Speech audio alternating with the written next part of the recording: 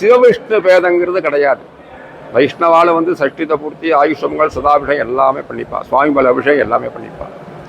அந்த அமிர்தகலத்தை திருடியதுனால கள்ள விநாயகர், செல்லமா திருட்டு பிள்ளையான்னு சொல்லுவா, ஓரமா ஒளிஞ்சிட்டுப்பா, தேடி கண்டுபிடிச்சுதான் தரிசனம் பண்ணணும்.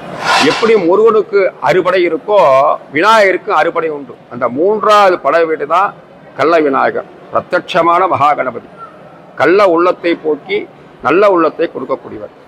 இப்படி ஒரு சிறப்பு வாய்ந்த ஸ்தலத்தில் இந்த கள்ளவாரண பிள்ளையார் சோர கணபதி இருந்து அருள் பாலித்துக் கொண்டிருக்கிறார்.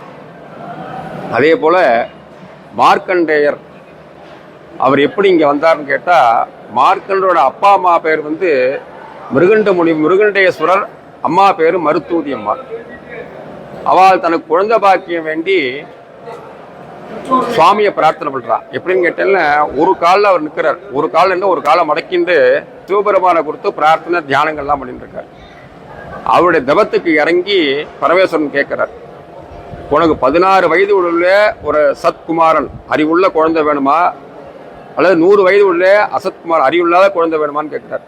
பரமேஸ்வரா, இது என்ன சோதனை, எனக்கு பின்னாடி சிவ பூஜை பண்ணணும், அறிவுள்ள குழந்தை தான் வேணும்னு கேட்கிறார் மிருகண்ட முனிவர். அவர் குழந்தை பிறக்கிறது. அந்த குழந்தை தான் மார்க்கண்டேயர்.